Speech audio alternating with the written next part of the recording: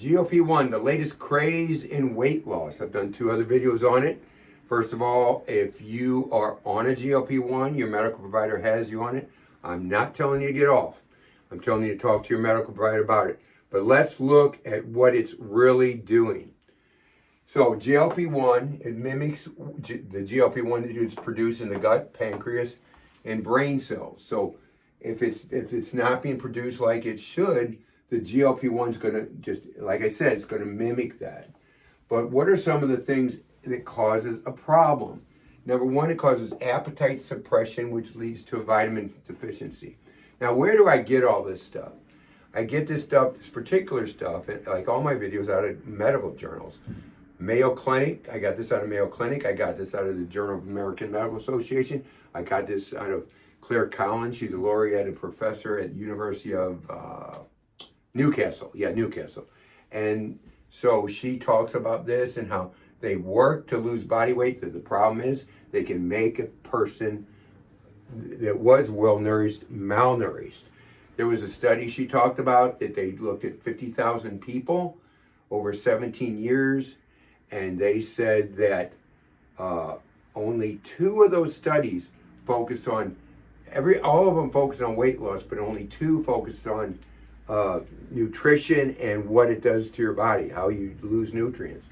So can create vitamin deficiency. So when we lack nutrients, vitamins, minerals, protein, here's some of the things that can happen. Decreased muscle mass. You hurt your bone health. Gut health. Gut is the key, one of the keys to health. So you can hurt your gut health. Skin integrity can be compromised.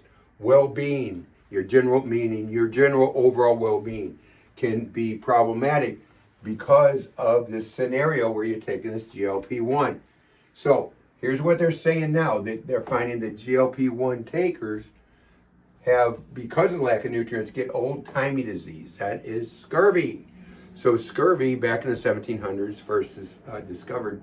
The sailors on the ships were not getting fruits and vegetables, so they had to start, they were getting bleeding disorders, so they had to start taking, they would eat like limes and lemons, things like that. So when you aren't getting the right nutrients, you can develop this. Now, that's what you're going to see later on with the carnivore diet. I am a meat eater 100%. I recommend, though, the paleo diet in most cases, not all. But if you only eat meat and you're not getting those type of things, eventually you're not going to be getting what's coming out of those fruits and vegetables, and it will cause a problem. You have to have a well-balanced diet. Carnivore diet, short term, probably okay, but not long term.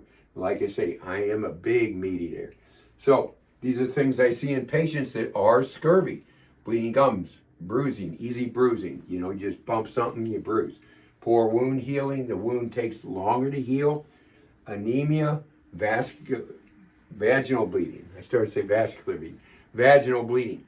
And I've seen these. And by applying the proper vitamin C food supplement, we've seen all these improving away. So here's some of if you take GLP-1, some of the side effects. GI distress in the gut, nausea, diarrhea, fatigue, headaches, GLP-1 face, which is not something that I don't think anybody would want. Here's the rare side effects here. So they say right here, this rare, not much of a chance of getting them, but let me look at a few things.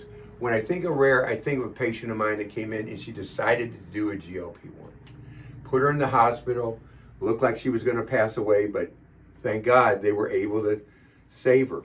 It was rare, wasn't rare to her. Number 2, I think of my friend who used to work for me.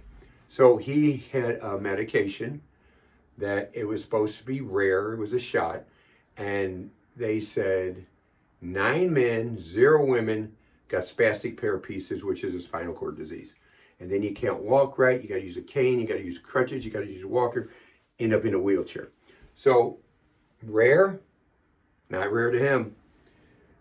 Next, we have NAION, it's an eye disease.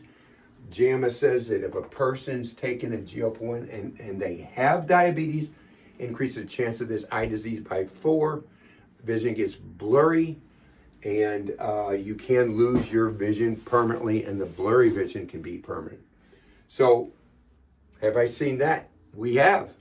We've seen somebody, their vision got blurry, they didn't get blind from a GLP-1, and it's just blurry, and it hasn't gone away. So the risks are significant. If you take a less dose, of course it's going to lessen the risk, but it doesn't take away the risk. So before you do it, make a decision. And maybe, some people will say, I'm willing to take the risk, and that's fine. I'm not telling somebody not to do it. I'm just saying, this is the situation you have before you when you make a decision what you're going to do. We do weight loss, highly successful, with not many problems. Weight loss, there can be problems. People say, I can't lose. What can be a pituitary problem, can be leaky gut. It can be other things, thyroid problem. Just got to fish around and find out what it is. So you can lose weight naturally. It's not really a problem.